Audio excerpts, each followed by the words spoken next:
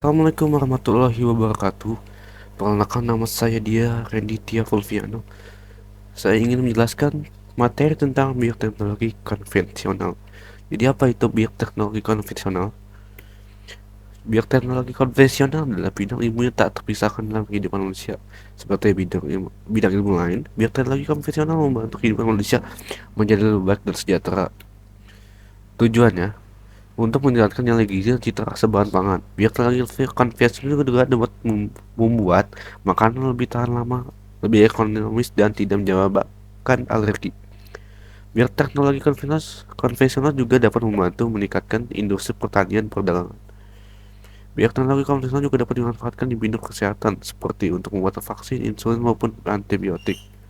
Dasar teori bioteknologi konvensional adalah memanfaatkan mikroorganisme utuh secara langsung tanpa proses rekayasa, sehingga pemanfaatannya masih sangat terbatas. Bioteknologi konvensional sering kita dengar di kehidupan sehari-hari adalah teknik fermentasi seperti pembuatan tempe, tape, dan kecap. Alat dan bahan. Alat dan bahan bioteknologi konvensional umumnya sederhana dan mudah didapat.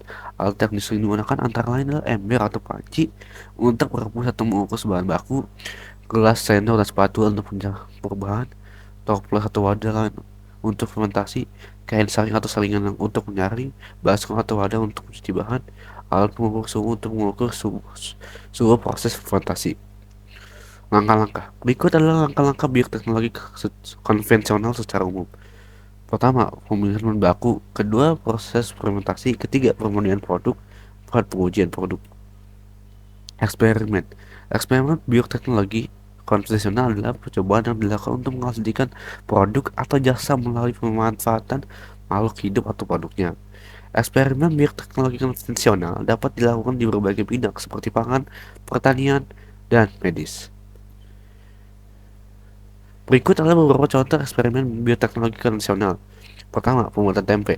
Tempe adalah makanan fermentasi yang terbuat dari biji kedelai yang fermentasi oleh kapang Rhizopus oligosperus.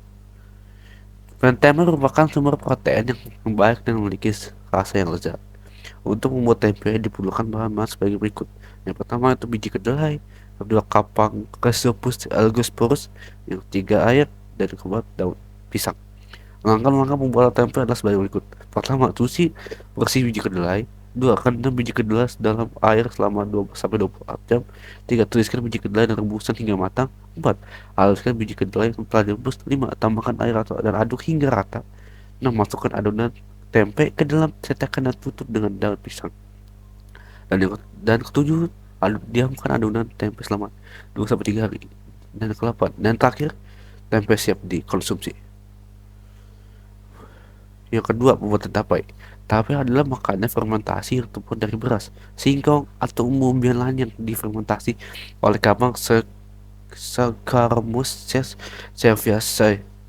Tapai memiliki rasa yang manis dan asam, dapat dikonsumsi sebagai makanan ringan atau digunakan sebagai bahan baku minuman. Untuk membuat tapai diperlukan bahan sebagai berikut. Yang pertama itu beras, singkong, ada daun-daunannya. Yang kedua, kapang Saccharomyces cerevisiae. Dan ketiga, air. Langkah-langkah. Langkah pertama, cuci bersih beras, singkong atau gulungannya. Yang kedua, rendam bahan-bahan tersebut dalam air selama 12 sampai 24 jam. Tiga, tiriskan bahan-bahan dan rebus hingga matang. Empat, haluskan bahan-bahan yang telah direbus. Ini masukkan adonan tapai ke dalam wadah dan tutup rapat. Keenam, diamkan adonan tapai selama 2 sampai 3 hari. Tujuh, tapai siap dikonsumsi. Yang ketiga, pembuatan kecap.